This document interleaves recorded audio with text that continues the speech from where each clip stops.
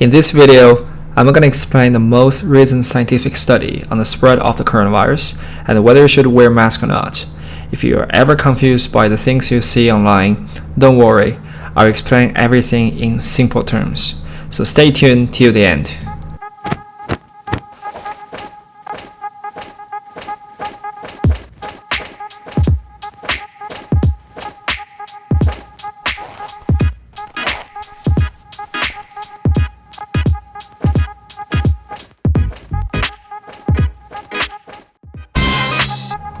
If you go out like this, is that enough? Probably not. What's up everybody? Yes, you heard that right.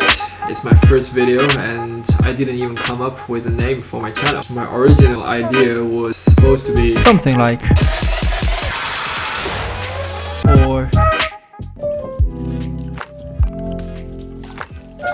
Wait, what the No, I'm talking about coronavirus today. Hundreds and thousands are dying every day, and I must make a video to share one thing that has been ignored by lots of people. Even the British government has been giving misleading signals on this. You probably have been saying this every day. Stay home, protect the NHS, and save lives. But there's one more. Wear a mask when you go out. Wait, what?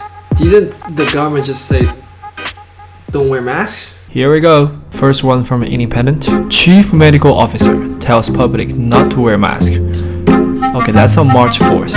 And 1 month later, April 4th. No U-turn. Brits won't be told to wear face mask in public, despite other nations changing advice. And April 13th, which is now. So now official advice may be to wear face masks in public to fight coronavirus. So why are Brits so reluctant to wear masks compared to Asians? People say it's a cultural difference. Yes, that's right. But there's a reason behind the culture, and let me begin with a comparison of flu and COVID-19. The key difference between COVID-19 and flu from a perspective of wearing masks is the contagiousness during the incubation period. Professor Christakis from Yale University calls it the omega period. Let me explain that in simple terms. First of all, for most of the flu, let's say you get infected on day 0, you will not show symptoms like fever or cough for anywhere between 2 to 4 days, and in some cases even 7 days. This is called the incubation period. During this period, you are not infectious, which means you can go out working, drinking, partying with your friends whatsoever, causing no harm to others. Let's say from day 8, you start to cough, have a fever. That's when you show symptoms. Most of the time, patients started to become contagious 1 day before showing symptoms, which in this case means that people you met on day 7 onwards would have a chance to get infected from you. That's why in the West, you don't wear a mask if you're not sick. It is all because you're not infectious at all when you're not symptomatic. And when you realize you show symptoms, you know you are sick and infectious, and that is why you wear a mask. This recent poll also explains the culture why Brits don't wear masks if they're not sick. Typically in the West, you don't wear a mask no matter others are sick or not, because you assume the sick should not walk on the streets. Wearing a mask is like tagging yourself with a sick sign. Imagine if you wear a mask from the beginning, whether you're sick or not. It's just confusing. Well, I get the point. However, this is not flu. What makes coronavirus so devastating is that, first of all, the incubation period could last as long as 14 days, with more confirmed cases showing even up to 25 days. Secondly, and most importantly, you are very likely to be infectious from the beginning. If you got COVID-19 on day 0, I'm not saying you are 100% infectious from that day. What I mean is that you could start to become infectious anytime before showing symptoms, which means on any day before day 14. You just don't know. And of course, when you start to show symptoms, without any doubt, you are still infectious. This is why you should wear a mask from day 1. It's not just the patient, it's everybody. Because you don't know who has COVID-19 or not. They are not showing any symptom. Those patients are called asymptomatic carriers, silent carriers, or even ghost spreader. Again, this is why everybody should wear a mask when you go out. is a hidden enemy, you just don't see it. Better to put on your protective gears all the time. There's one more thing people need to keep in their minds. To be honest, I was astonished when I saw it. I guess many people have no idea how long the virus can linger in the air. There are two recent studies on this, one from Japan published in mid-March and the other from Finland in early April. Researchers from Toho University in Japan released some truly fascinating footage.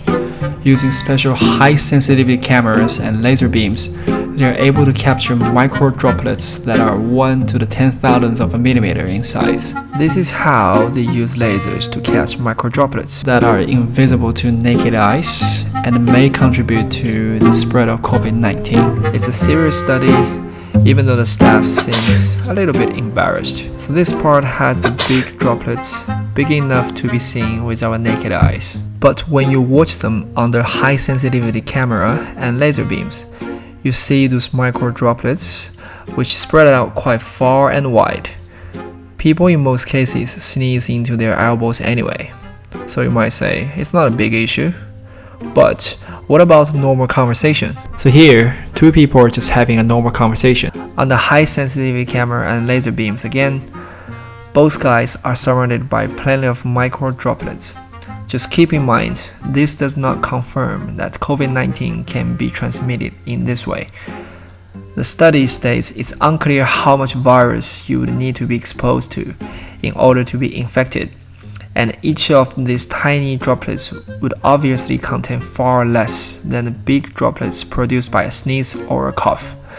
There's no conclusion on how effectively coronavirus can be transmitted in droplets this small, but the current study suggests that there's a high chance that the mass spread of COVID-19 has something to do with the micro droplets.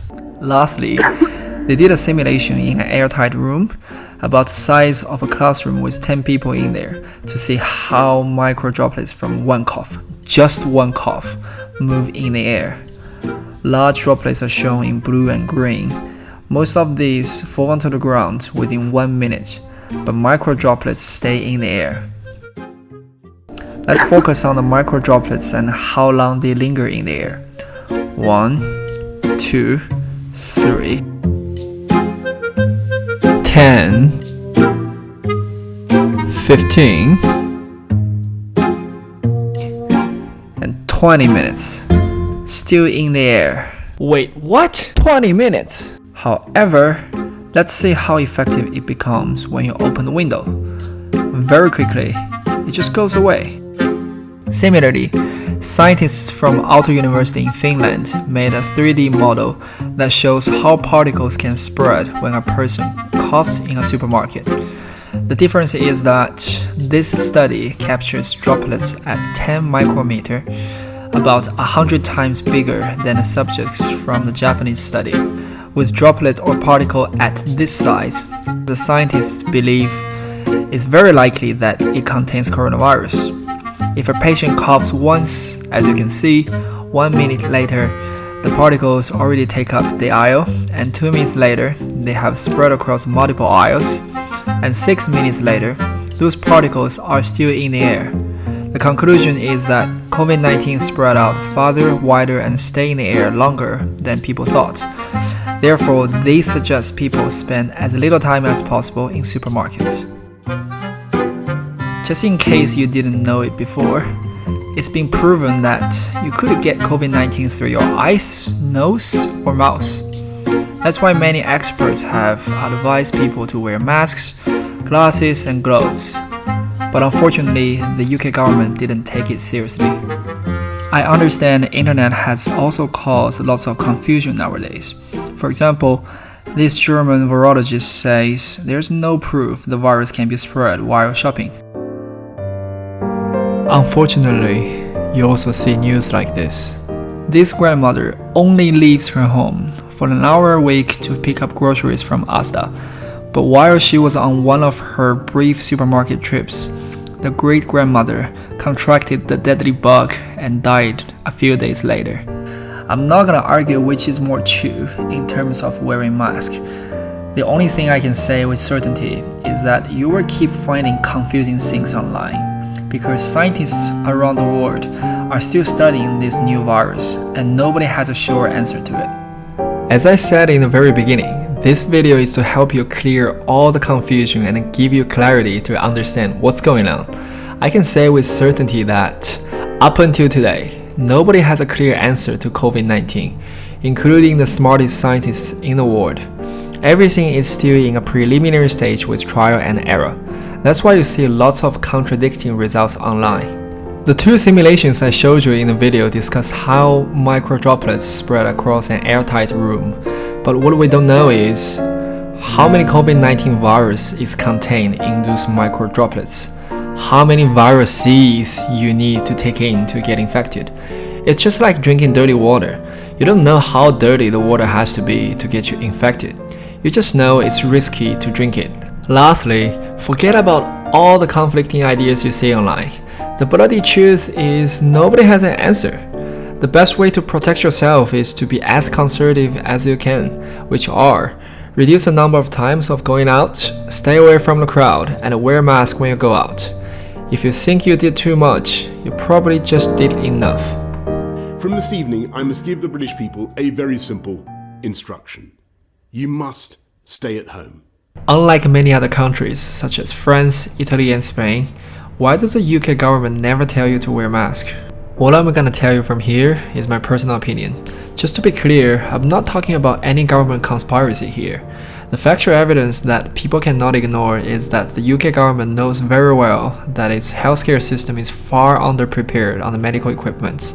The government also knows what's going to happen when the medical resources run out, because China and Italy have already showed the world before UK started its lockdown.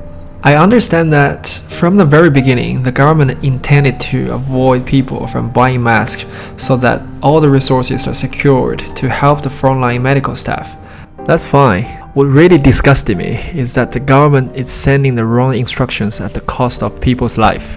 What people don't realize is that the government's procurement scheme is a totally different one from retail. From a procurement perspective, in this case, government contract hardly affects the retail because it requires different licenses, regulations, and standards for masks. Simply speaking, if people go on Amazon and buy up all the masks available online, this has no impact at all to the government's merchandise. For example, I have a friend who sells masks on Amazon. Despite being incapable of delivering PPE to NHS for weeks, the UK government will never turn to my friend or any other online retailers to order masks. It's just like your 5-year-old daughter makes some lemonade at home and sells it on a Sunday afternoon. Boris Johnson won't knock on your door and say, "Okay lady, can I order 1 million worth of lemonade for my crew at number 10? The point I want to make here is that retailers have their own merchandising channels, which almost never conflict with government's procurement scheme. So when I see news like this, I would say it's a total bull. The frontline medical staff definitely deserves better protection. But it's not because residents like us are buying stuff. NHS own issues such as bureaucracy got so many things like testing and PPE delayed. Just take a moment and think about this. British firms spent 5 weeks trying to sell PPE to number 10, but heard nothing back and left with no choice but to sell them overseas to other countries. It's ridiculous. Brexit might play a part too for the PPE delay. No matter what, the point is clear. People buying masks will not hurt our great frontline medical staff. I'm not saying wearing masks will protect you 100%, but it will do something. It's been proven that the coronavirus can survive in the air, so of course you should wear something. Look at this chart, country by country. Very easy to understand. Those Asian countries like Singapore, South Korea, and Japan have a much bigger population density than any other European countries, but they have a very slow growth. The difference? Mask. The government tells us not to buy masks in order to save supplies for NHS, while it keeps delaying PPE. This is such a Let me tell you how to really protect our NHS. Buy and wear masks to protect yourself well, by having more people protected and less people infected. That is the ultimate way to delay and reduce the peak, so that we can really start to protect our NHS and save lives. The government never tells you what I tell you today. If the government can't provide our NHS staff with enough PPE. Let ourselves protect NHS by being fit and not getting infected. Again, what I want to do here is not to talk about a government hoax or anything. What I want to do is to make sure everybody understands the right way to protect themselves. If you like my first video, please hit like, comment, and subscribe to my channel. Share my video with the people you love, your family, your friends, and people you care. Finally, I just hope everybody stays safe during this coronavirus pandemic. Peace and cheers.